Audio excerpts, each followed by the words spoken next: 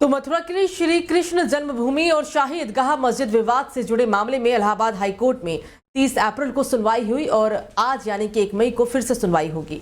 उम्मीद जताई जा रही है कि मुकदमों की पोषणीयता के बिंदु पर चल रही सुनवाई आज पूरी हो जाएगी। सुनवाई पूरी हो जाने पर अदालत अपना जजमेंट रिजर्व कर लेगी।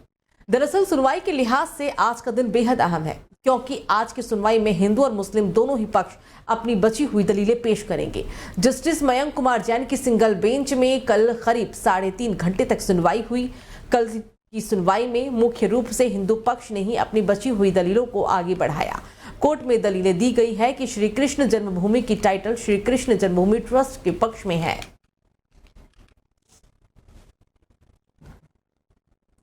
तो लोकसभा चुनाव के प्रचार के लिए अब उत्तर प्रदेश के मुख्यमंत्री योगी आदित्यनाथ पश्चिम बंगाल पहुंचे, जहां उनके काफिले पर हमला हुआ है।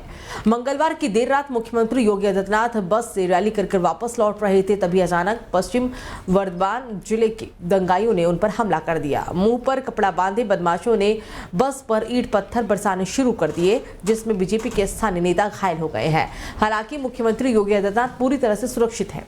बीजेपी ने इस हमले का आरोप कांग्रेस पर लगाते हुए चुनाव आयोग से शिकायत करने की बात कही। हालांकि टीएमसी नेताओं ने इसे पूरी तरह से इनकार किया है।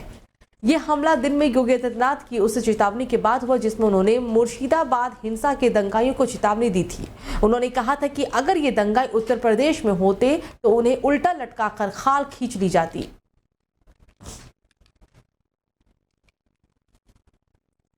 तो जनता दल सेक्युलर के विधायक एचडी रेवन्ना, उनके बेटे और हासन से सांसद प्रज्वल रेवन्ना को विशेष जांच दल यानी कि एसआईटी ने बीते दिनों नोटिस जारी किया। नोटिस कथित यौन उत्पीड़न के मामले में जारी किया गया।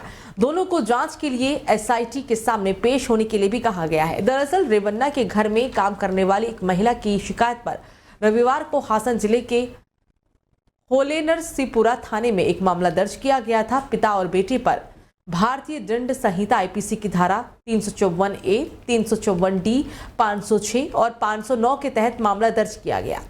कई वीडियो वायरल होने के बाद प्रज्वल रेवन्ना से जुड़े कथित सेक्स स्कैंडल की जांच के लिए मामले की जांच के लिए एसआईटी भी गठित की गई। जांच का जिम्मा हालांकि आधिकारिक जांच विभाग यानी कि सीआईडी के अतिरिक्त पुलिस महानिदेशक यानी एडीजी बीके सिंह को सौंपा गया है, जिसके बाद प्रज्वल रेवन्ना देश में नहीं है। बताया यह भी जा रहा है कि 26 अप्रैल को कर्नाटक में लोकसभा चुनाव के पहले चरण के बाद प्रज्वल रेवन्ना विदेश चले गए हैं। प्रज्वल रेवन्ना हासन लोकसभा क्षेत्र से बीजेपी जेडीएस गठबंधन में उम्मीदवार है।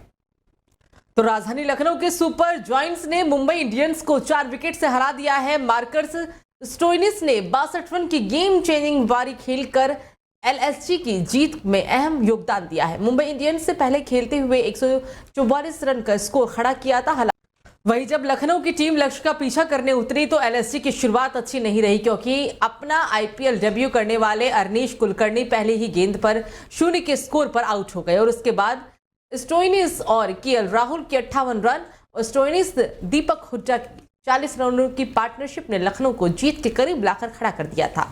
मुंबई इंडियंस को एक छोटे स्कोर को डिफेंड करना पड़ा, लेकिन एमआई के गेंदबाज मेहनत करते हुए मैच को आखिरी ओवर तक खींच कर ले गए, जिसके बाद नुवान तुषारा ने इसी मैच में अपने आईपीएल करियर का पहला विकेट भी लिया। मुंबई इंडियंस की ओर से सबसे ज्यादा विकेट कप्तान हार्दिक पांड्या ने लिए। उन्होंने 4 ओवरों में 26 रन देकर 2 विकेट लिए और इसके साथ ही गेराल्ड कोतेरजी और मोहम्मद नबी ने भी एक विकेट लिए हैं।